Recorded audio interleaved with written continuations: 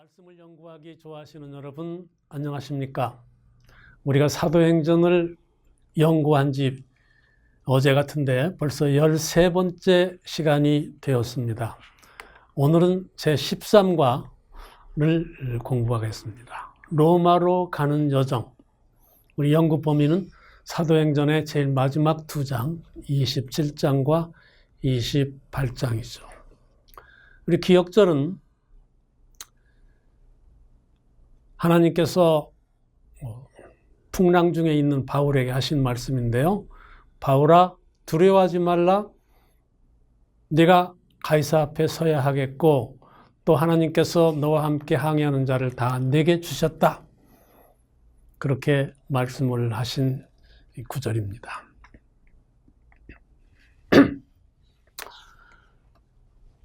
먼저 우리 지도를 통해서 바울이 어떻게 로마로 갔는지를 한번 보겠습니다. 바울이 로마로 가고 싶었는데 복음의 위대한 일꾼으로서 대환영을 받으면서 로마로 입성한 것이 아니라 그 당시 로마는 세계의 수도였죠. 그래서 바울도 편지를 써서 로마로 보낸 일이 있습니다. 로마서죠. 꼭 한번 가고 싶은 곳이었는데 어떤 개선 장군이나 혹은 복음의 위대한 전파자로 사람들의 열렬한 박수 속에서 간 것이 아니라 죄수의 몸으로 로마로 가게 되었습니다. 참 하나님의 섭리는 알 길이 없죠. 그렇지만 언제나 하나님께서는 승리하십니다. 바울이 죄수로 비록 로마로 갔지만 그리고 2년 동안이나 로마의 감옥에서 재판을 받기 위해서 대기했지만 그동안의 복음은 또 로마를 중심으로 해서 사방으로 퍼져서 하나님의 위대한 구원의 역사를 이루게 됩니다. 먼저 지도에서 한번 잠깐 보겠습니다. 가이사라의 총독부가 있었죠. 이 총독부에서 바울이 출발했습니다. 276명이 탄 배를 타고 출발해서 그 당시 바울이 출발을 한 당시에는 풍랑이 시작되던 그런 절기이기 때문에 풍랑을 피해서 이 구브로 섬의 해안을 끼고 27장에 보면 무라에 이르러 여기서 알렉산드리아로 가는 배를 갈아타고 갑니다. 역시 또 풍랑을 피해서 로도를 거쳐서 살모네를 거쳐서 이 크레타 섬의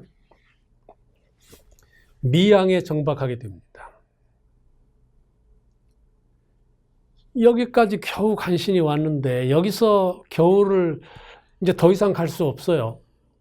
이제 겨울이 돌아오고 풍랑을 치는 계절이 돌아오기 때문에 더 이상 안 가는 것이 안전한데 이 미양에 겨우 왔으면 여기서 겨울을 약 3개월 동안의 겨울을 여기서 났으면 좋았는데 모든 선원들과 또 로마 군인들이 여기서 겨울을 보내기를 싫어했습니다.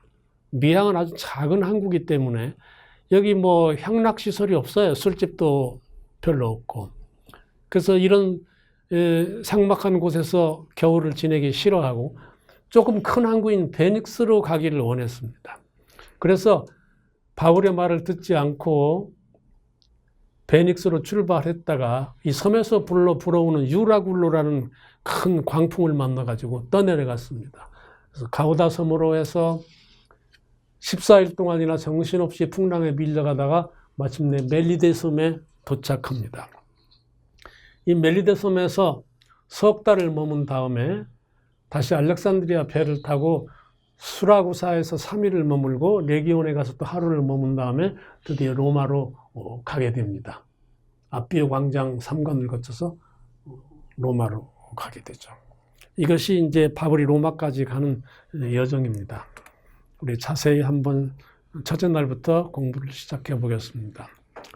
첫째 날 드디어 로마로 가고 싶었던 로마였지만은 많은 수행원들을, 많은 팀원들을 데리고 전도하러 가지 못하고 죄수의 몸으로 출발하게 됩니다. 여기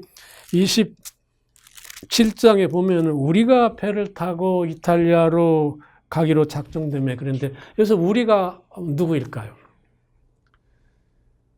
이 사도행전은 16장부터 우리라는 말이 나오기 시작합니다. 그때부터는 계속 우리예요. 가이사랴에 감옥에 있을 때도 우리고 지금 로마로 가는 배를 타는데도 우리가 라고 나오고 있습니다. 이 우리가 누군가 뭐 두말할 것 없이 사도행전의 저자죠. 이 사도행전의 저자가 자기를 포함해서 우리라고 하는 것입니다. 사도행전의 저자가 누굽니까? 누가죠. 그래서 누가가 제2차 선교 여행 중인 그 빌립보에서부터 함께 합류하여 끝까지 바울과 함께 했다. 그렇게 우리가 알 수가 있습니다. 로마로 가는 배 몇 명이나 타고 있었나? 죄수들을 인솔하는 총 인솔자는 로마의 백부장 율리오입니다. 총 인원은 276명이었어요. 로마 군인들이 몇 명이나 타는지는 모르지만 뭐 그렇게 많이 타지는 않았을 겁니다.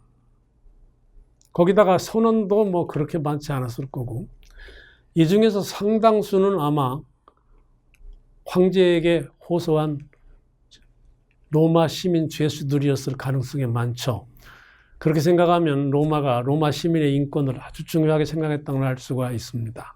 그 많은 인원을 배를 태워서 막대한 비용을 들여서 황제 앞에까지 그렇게 호송하고 있습니다.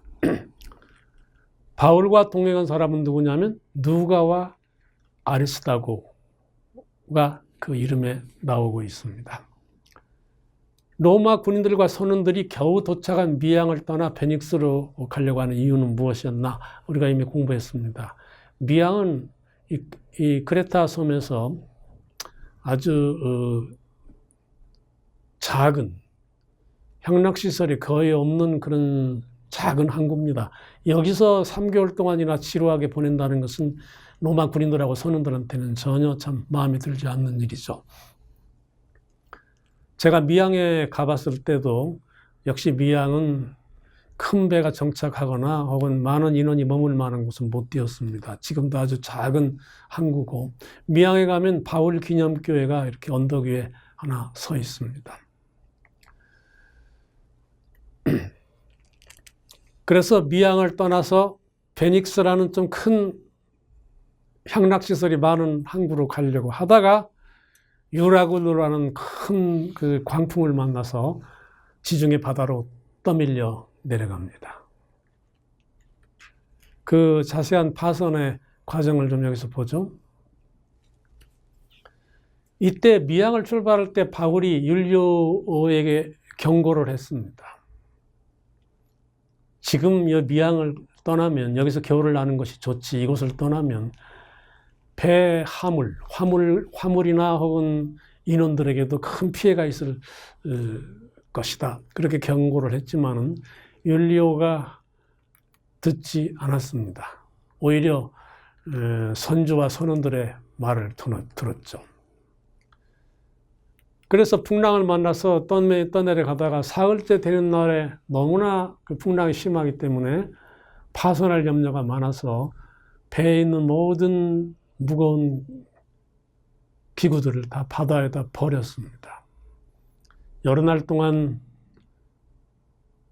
어떤 지나가는 배도 보지 않고 별도 보이지 않고 구원의 희망이 없이 그렇게 떠내려 가다가 14일째 되는 날 밤에 멜리데라는 섬에 도착합니다.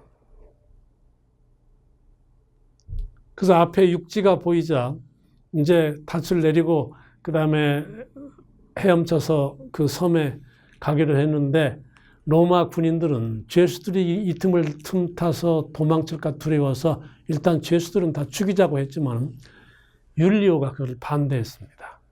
물론 그가 죄수들을 황제 앞에 데리고 갈 책임도 있었지만 그동안 바울을 보면서 보통 사람이 아니다. 그렇게 생각하기 때문에 바울을 죽이기 싫어서 이 일에 반대하고 다 무엇이든지 의지해서 그 다음에 헤엄을 쳐서 육지에 도착하도록 그렇게 해서 전원이 다 구조됐습니다. 바울이 미리 예언한 대로 생명에는 지장이 없다고 예언했는데 바울이 예언한 대로 다 이루어졌습니다. 이때 14일 만에 도착한 섬이 바로 멜리데 섬입니다. 그 이탈리아 반도의 밑에 있는 자그마한 이 섬인데요. 여기서 바울 일행이 석 달, 즉 겨울을 여기서 나게 됩니다. 그래서 겨울을 난 다음에 수사구라를 거쳐서 레기온을 거쳐서 그 다음에 로마로 이렇게 들어가게 됩니다. 멜리데에서 생긴 일을 좀 공부해 보겠습니다. 우리가 구조된 후에 안즈 그 섬은 멜리데라고 하더라. 사도행전 26장 1절 말씀입니다. 멜리데는 어떤 섬인가? 우리가 지도에서 봤죠. 멜리데 섬에서 생긴 일들과 교훈은 무엇인가 공부하겠습니다. 우리가 사도행전 이제 28장에 보면 멜리데에 생긴 일들이 자세히 나옵니다. 상륙은 했는데 비가 오고 날이 춥자 겨울이 가까웠죠. 멜리데 섬의 원주민들이 불을 사방에 피워서 276명이나 되니까 얼마나 수가 많습니까? 여기저기 불을 피워서 옷을 말리고 또 몸을 따뜻하게 하도록 그렇게 도와줬습니다. 그때 하나의 사건이 생겼죠. 바울도 역시 죄수들과 함께 나뭇가지를 모아서 불에 던졌는데 나뭇가지에서 독사가 하나 나와서 바울의 팔을 물었습니다. 그래서 원주민들이 생각하기를 이 사람이야말로 정말 죄인인가 보다. 바다에서 겨우 구사일생으로 살았는데 여기서 뱀에 물려 죽게 됐으니 아마 공의가 그를 용서하지 않는 그런 무서운 죄인인가 보다. 그렇게 생각을 했는데 뱀에게 물린 다음에도 바울이 아무 이상이 없자 모든 섬의 원주민들이 놀랐습니다. 또 일행들도 다 놀랐겠죠. 무서운 독사인 것이 분명한데 물린 다음에도 바울한테는 아무 이상이 없었습니다. 그래서 많은 사람들이 바울은 신이다. 혹은 신의 특별한 가호를 받는 사람이다. 그렇게 생각하고 바울을 높이 보게 되었습니다. 그때 또 하나의 사건이 생겼습니다. 그 섬의 주장 보블리오의 부친이 열병에 걸려서 누워있는데 백약을 써도 낫지 않았죠. 그때 바울이 기도하고 안수해서 그 부친을 낫게 고쳐주었습니다. 그 소문이 퍼지자 섬 사람들이 얼마나 많이 왔겠습니까? 바울이 다 일일이 기도하고 안수해서 섬의 환자들을 고쳐주었습니다. 그래서 석 달 동안 머무는 동안에 섬 사람들이 이 일행을 아주 환대했습니다. 양식도 없죠. 다 바다에 버렸죠. 가진 것도 없는 사람들인데도 불구하고 바울 덕분에 모든 사람들이 크게 덕을 입었습니다. 섬 사람들이 병이 나은 다음에 이 일행들을 극진하게 대접했기 때문에 다 바울 덕분에 풍랑에서 목숨도 살고 바울 덕분에 멜리데 섬에서 대접받고 이 276명이 잘 겨울을 나게 되었습니다. 사실 세상 사람들은 하나님의 백성들의 덕을 많이 봅니다. 그걸 몰라서 그렇지, 또 몰라줘서 그렇지, 실제로는 이 세상이 이만큼 평화롭게 또 견디며 살 수 있는 것은 다 그 하나님의 백성들 때문인데, 또 하나님의 은혜인데 그것을 모르죠. 드디어 로마로 바울이 들어갑니다. 멜리데에서 석 달을 머문 다음에 로마로 들어갔습니다.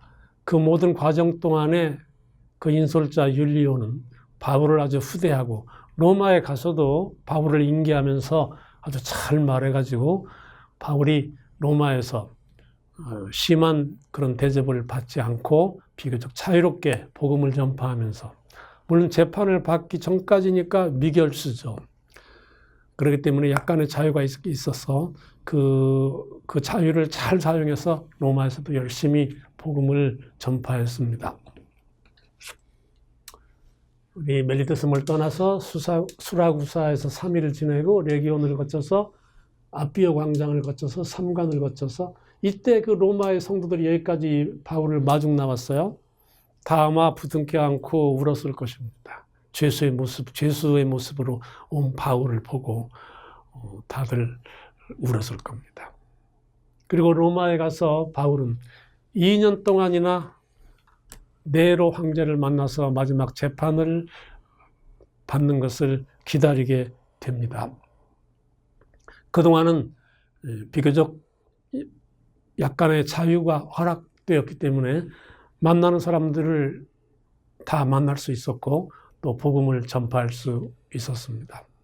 로마의 교인들한테 잘 설명을 했죠.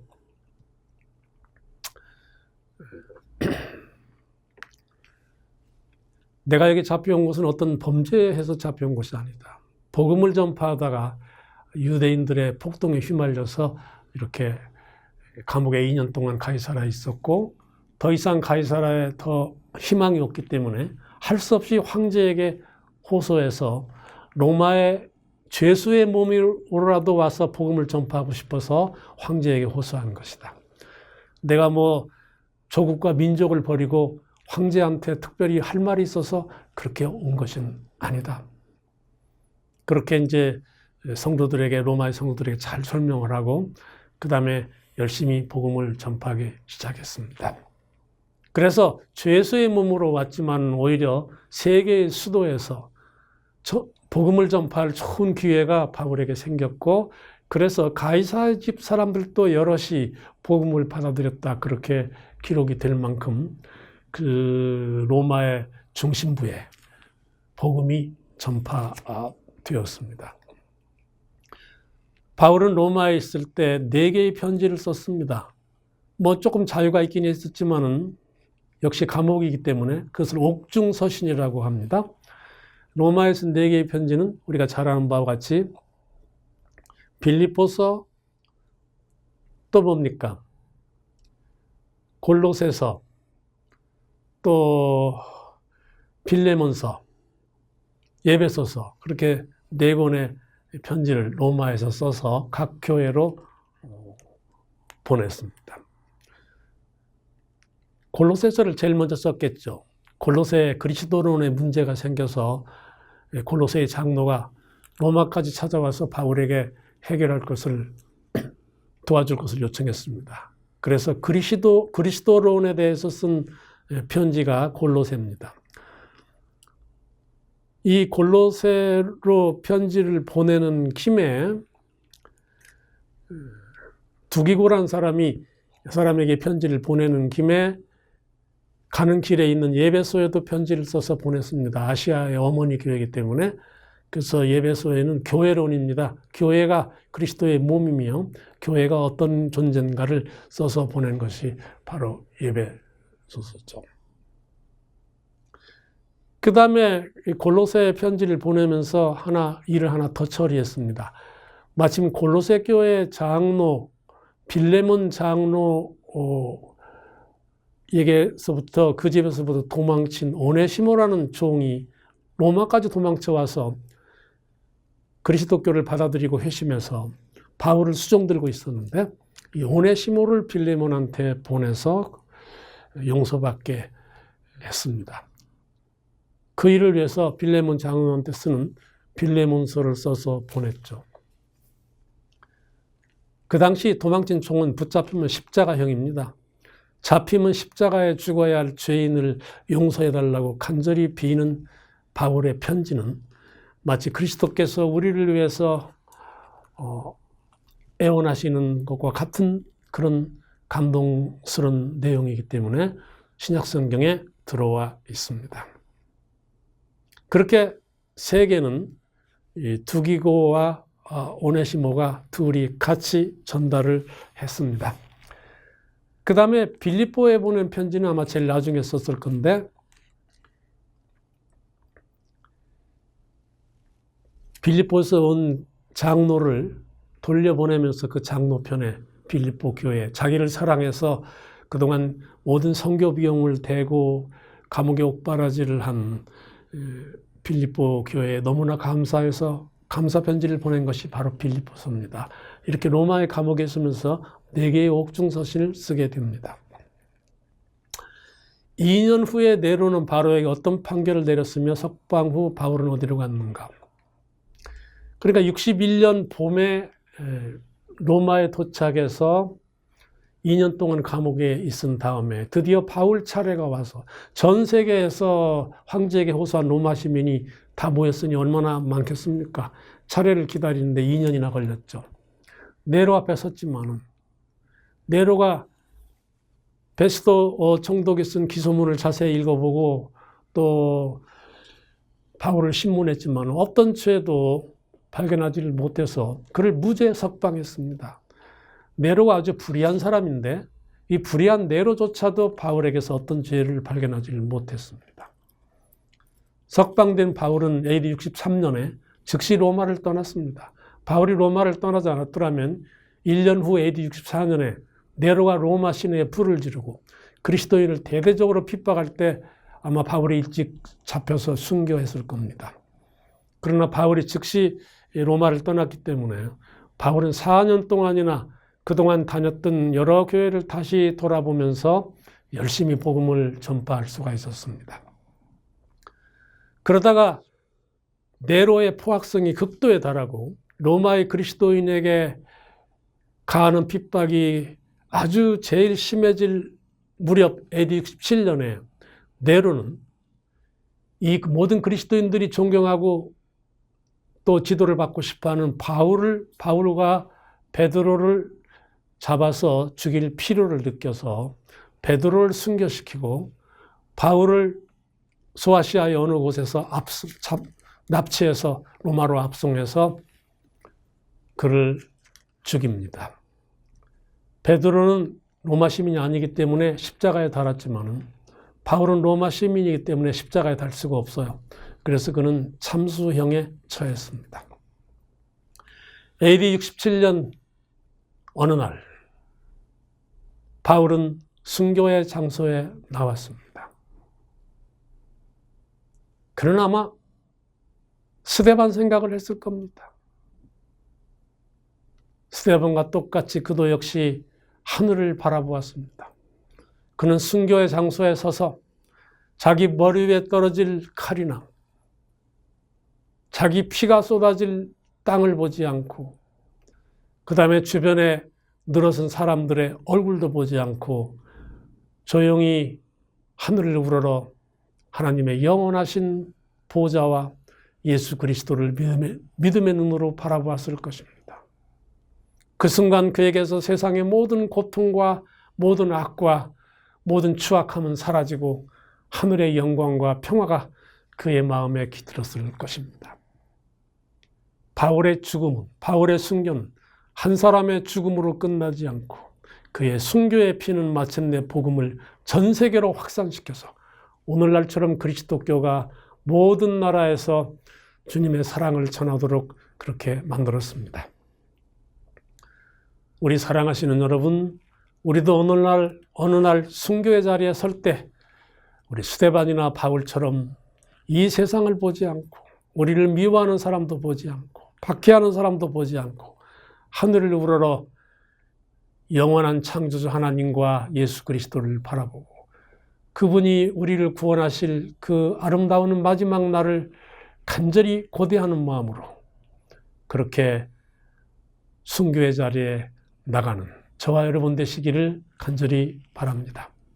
사도행전, 이제 사도행전 28장으로 끝났지만 사도행전 29장은 우리가 시작해야 합니다. 우리의 매일의 삶이 그대로 사도행전 29장이 되어야 합니다. 어느 날은 우리의 29장이 별 특별한 일이 없을 수도 있지만 그러나 매일매일 조금이라도 우리 주님과 복음을 위해서 한 가지씩 전진해가는 그러나 아름다운 사도행전 29장이 저와 여러분의 매일이 되기를 간절히 바랍니다.